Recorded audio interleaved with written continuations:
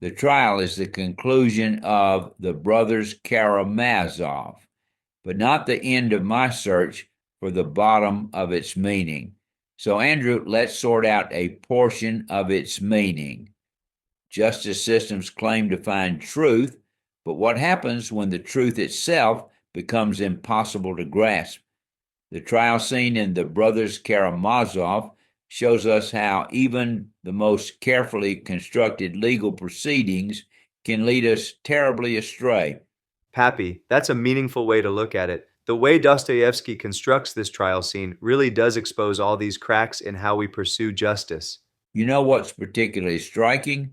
The prosecution builds its entire case on circumstantial evidence.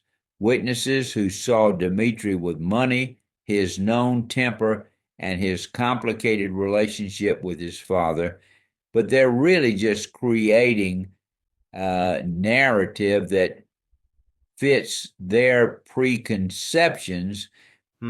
Wow, it's almost like they're writing fiction rather than pursuing facts. The way they weave these separate threads together to create this compelling but potentially false story is impressive. War Eagle Andrew. And here's what's really interesting. Studies have shown that juries are actually more likely to convict based on circumstantial evidence when it's presented as part of a coherent narrative, even if that narrative has holes in it. It's like what happened with Dmitri. Well, that's exactly what makes this trial so relevant today. We see the same patterns in modern high profile cases, don't we? Oh, absolutely. And let me tell you why this matters so much. Dimitri's defense is fascinating because he does something counterintuitive. He admits to his flaws, acknowledges his violent thoughts, even confesses to wanting to kill his father at times. In modern legal terms, that's practically suicide in a courtroom. So, why would Dostoevsky have his character take such a risky approach to his own defense? Because it serves this brilliant dual purpose. It makes Dmitri more believable as a character while simultaneously showing how our justice system struggles with moral ambiguity. We want our innocent people to be perfectly innocent, our guilty people to be perfectly guilty. But that's not how human nature works.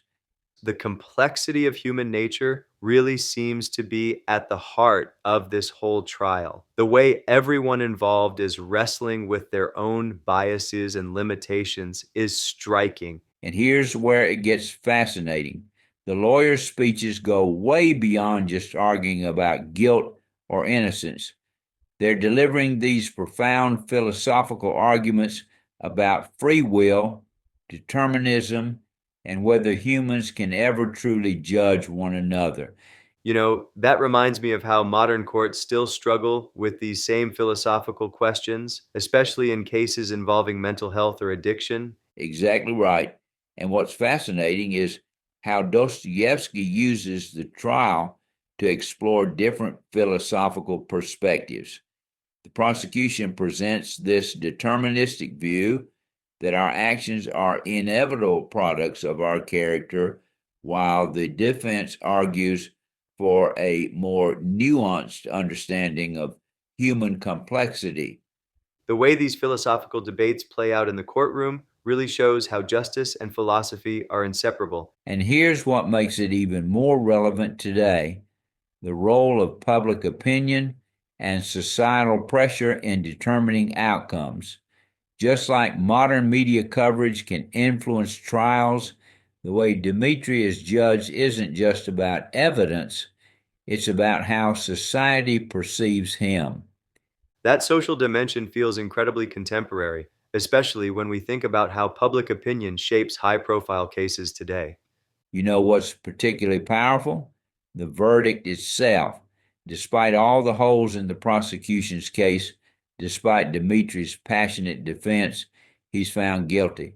It's like Dostoevsky is showing us that even when the truth is right in front of us, our biases and limitations can prevent us from seeing it.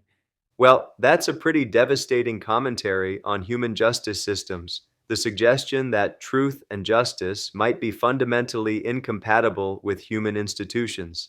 And perhaps that's the most important lesson for us today.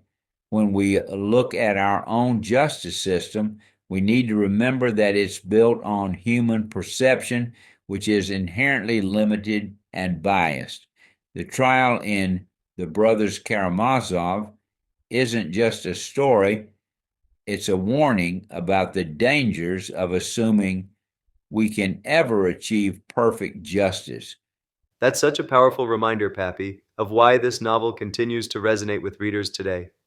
These fundamental questions about justice, truth, and human nature are still very much with us. Looking ahead, Andrew, I think this novel challenges us to think differently about how we approach justice in our own time. Maybe instead of pursuing absolute certainty, we need to embrace the complexity and ambiguity that Dostoevsky so brilliantly portrayed.